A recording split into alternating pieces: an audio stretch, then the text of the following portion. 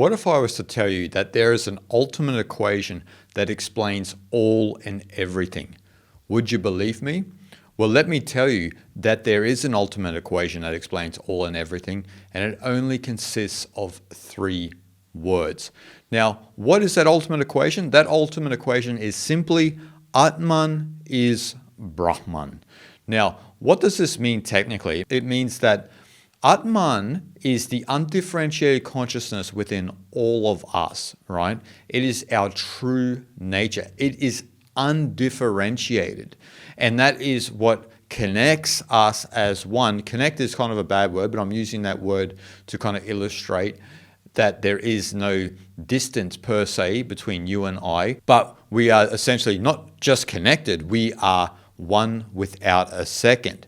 And the Atman, that undifferentiated consciousness that you and I fundamentally are, is identical with the ultimate reality of Brahman, the ultimate substratum of existence, that which everything arises from and everything goes back into. And Brahman itself can be dissected into 2 aspects, where you have Saguna Brahman, which is Brahman with qualities, which is this sort of manifest world that we believe in a sense is dual and this and that when it's not dual, and we'll get into that. And then there is also Nirguna Brahman, which is Brahman without qualities, which we could say is probably the true essence of Brahman, but you can't have either or, right? You have both Saguna and Nirguna. And so no matter whether you talk about Saguna or Nirguna, Brahman is the fundamental reality of existence. It is immanent within reality and at the same time transcends it. And we are that, right? That is what we learn in the great texts of Advaita Vedanta and within Sanatana Dharma. We learn that we are fundamentally that. There is actually no separation between you and I and the ultimate. We are all that, but we are under the illusion of duality, under the illusion of measurement, which is the Sanskrit Maya, right? Maya means the illusion of measurement. So we dissect the world up into this and that through this hypnosis of duality that has been inculcated within us, actually, this dualistic mind. So we dissect the world up into this and that, and we see the world in a dualistic way, and we can't sense or feel or even perceive the true non-dual nature of Brahman. Now, this great saying has been around a long time, and some people probably heard the AI technologist Sam Altman say that Atman is Brahman. A lot of people get excited, but they don't get excited that the great sages like Shankara, Gaudapada, Sri Ramakrishna, Swami Vivekananda, Swami Nikhilananda, you name them, when they would utter that Atman is Brahman, no one really got too excited. But, in this day and age, the technologists, I guess, are the gurus. But anyway, at least Sam Altman understands that Atman is Brahman, right? But just like anyone else, does he really understand that Atman is Brahman in its truest context, right? Because a lot of the time when we say Atman is Brahman, it's just lip service. What's a good explanation of the universe? Oh, Atman is Brahman, right?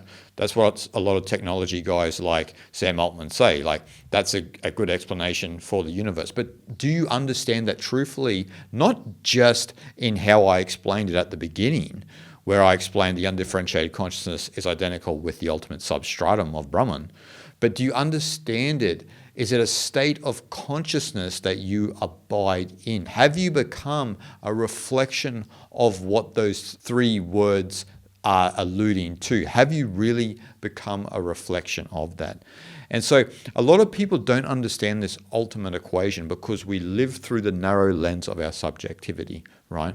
We have to actually have a sense of wholeness to understand what this means when we say Atman is Brahman. So the secrets of the universe cannot be known through this narrow lens of subjectivity. That's a big thing that we need to think about, right? Of course, it's important to study. We need to study, but you don't want to overanalyze as well, right? Once you start overanalyzing and then you start to even hypnotize yourself that you are Brahman, and you think that, but then you understand that only from a weak subjective perspective, and you still operate from a sense of individuality and hyper-identity, then you still don't understand that Atman is Brahman, right? You'll see a lot of people who will go around with moral sensibilities, maybe they're activists or this and that. They obviously clearly do not know that Atman is Brahman. It's lip service. They are still living through the narrow lens of subjectivity. Remember, this narrow lens of subjectivity, the jiva in Sanskrit, the ego persona system, is a differentiated state of consciousness. It's something that we've inculcated slowly through our lives, and we begin to believe we are this jiva. But this jiva is a very narrow aperture and lens that we look out into the world at, right? And so the individual is fundamentally limited. So we're trying to understand that Atman is Brahman through a limited perspective, a limited subjectivity, right?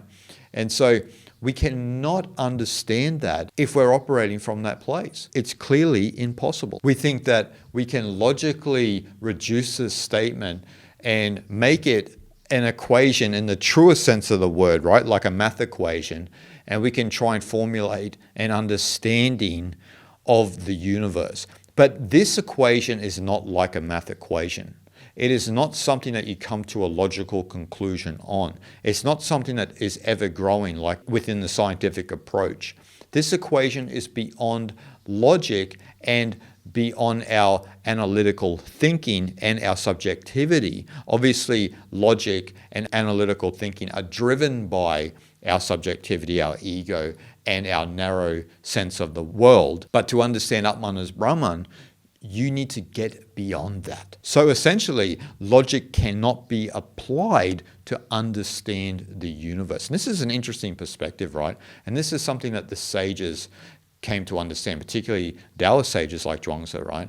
So we have scientists who are trying to reduce the world into these narrow equations to try and understand the nature of reality. But to understand the nature of reality, we have to actually get beyond logic itself, right? Which is completely mind-blowing for the scientific field, because once you get beyond the logical perspective of the world, you start to step into the field of mysticism, right? You start to step into the field of not reducing the world to this or that and having an analytical perspective of it. You're going beyond that, right?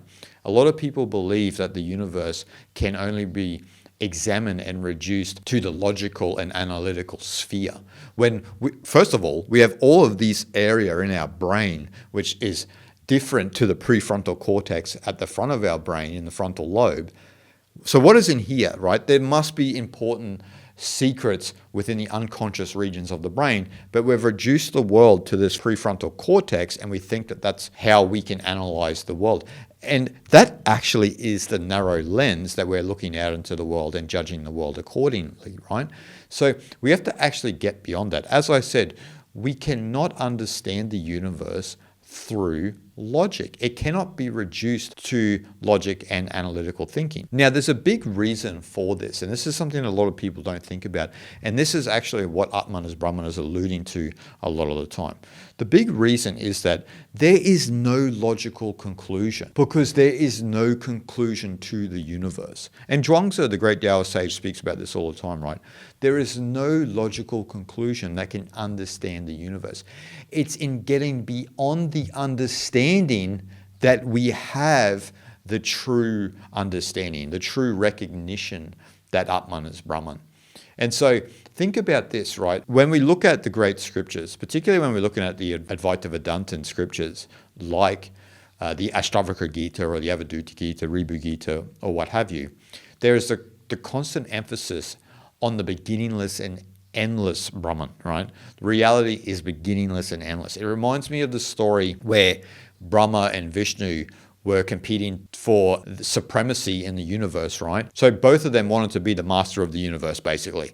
And then this column of light arose, what is called the Tejo Lingam, right? The supreme eternal column of light or fire arises. And so both look at the column of light, the Tejo Lingam, and they challenge each other. If one of us find the end of this, then we will have supremacy over the universe. And so Brahma goes north, Vishnu goes south, and then when they come back, Vishnu says he couldn't find it, and Brahma kind of lied and said he did, and then next minute from within the Tejo Lingam, Shiva arises, right? So Shiva is the ultimate reality itself. And so Shiva knew that Brahma was lying, and so Brahma was, cast away. And that leads into a lot of reasons why there aren't many Brahma temples around the world, and there are more Vishnu and Shiva temples. But nevertheless, Shiva is this beginningless and endless reality, right? Shiva represents this beginningless and endless reality. And so that's fundamentally the nature of existence. And that's hard for people to wrap their heads around, right? And particularly in Hinduism and Buddhism, they often use the space of the universe as the analogy. And a lot of people actually think, strangely enough, that there's actually like an expansion of the universe, so to speak, an edge of the universe. And if there's an edge of the universe through an expansion, there must be an outside, or. And so in contrast to that, the Hindus and the Buddhists understood the universe more in a proper context, where space itself has no edge, is eternal. There's no end to it. There's obviously an end and a beginning to actual physical matter, but the energy of space is completely infinite and eternal, and that is a good representation for how there is no logical conclusion of the universe. It's actually hard for humans to wrap their head around, right? So if you go this way in space, it's never ending. You go that way, never ending, that way, never ending, and so forth and so on, right? So from our finite life, it's sometimes hard for us to comprehend that. And so these scriptures are saying that it's beginningless and endless. There is no end to the nature of reality. There is no logical conclusion. You have to get beyond logic itself to understand the beginningless and endless. So essentially, you have to get beyond knowing, right? And I mentioned Zhuangzi before, and I was thinking about if Zhuangzi and a scientist were hanging out, right?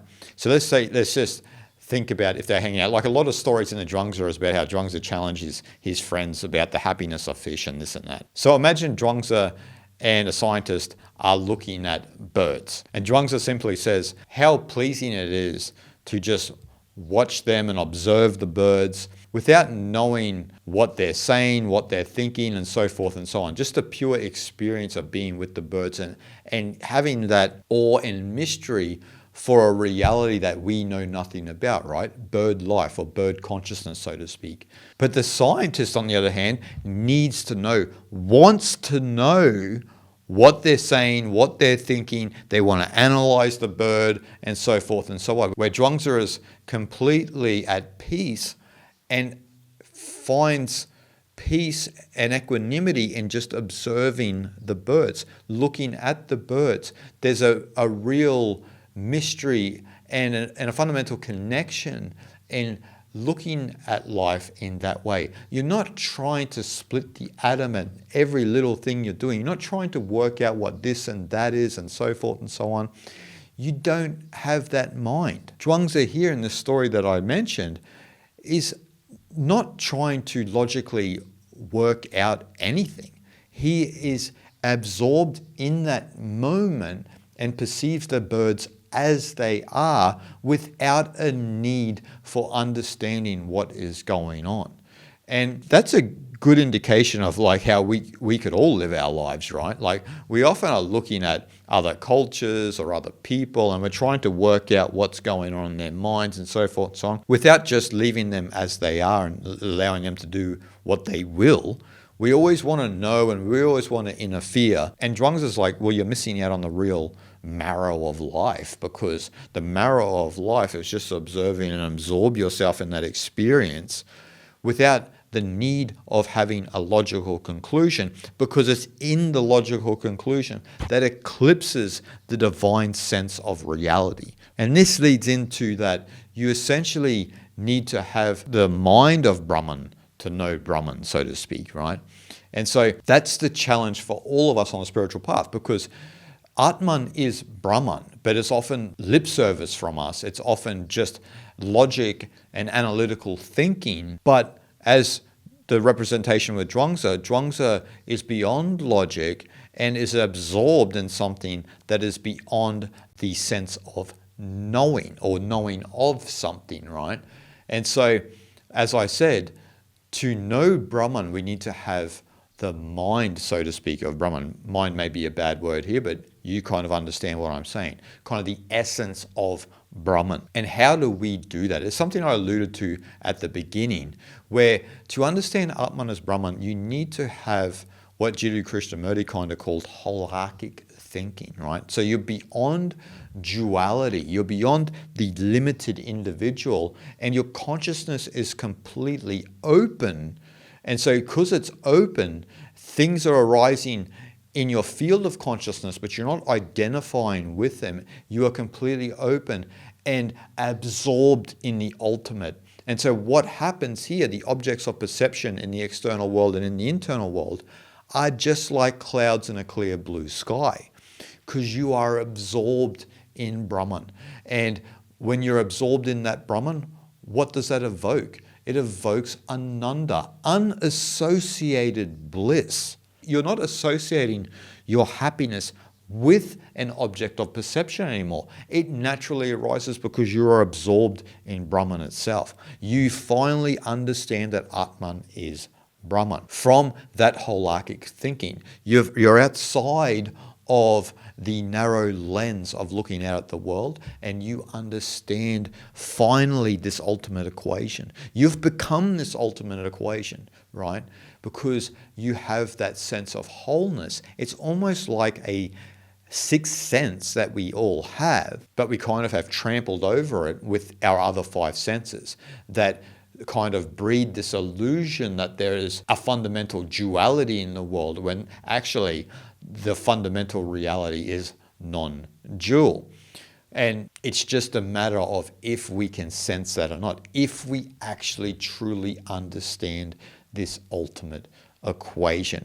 And so that's really what we have to do to get back to that way of thinking, is transcend logic, get out of the need for having a conclusion of what reality is, right? Because this ultimate equation, like I said to you, is not really a math equation. It's an equation for you to get beyond a sense of knowing and rather put you back in your original place where Atman is Brahman, right? Where you're beyond a need of understanding everything, because you understand that it's getting beyond a sense of knowing that you begin to abide in the Atman, which is Brahman, right? As the Upanishad said, those who know the Brahman do not know the Brahman, but those who do not know the Brahman know the Brahman.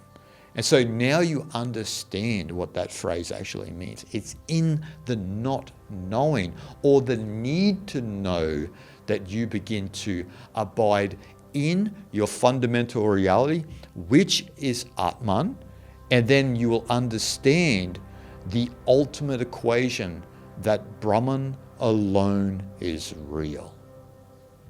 Shanti, Shanti, Shanti.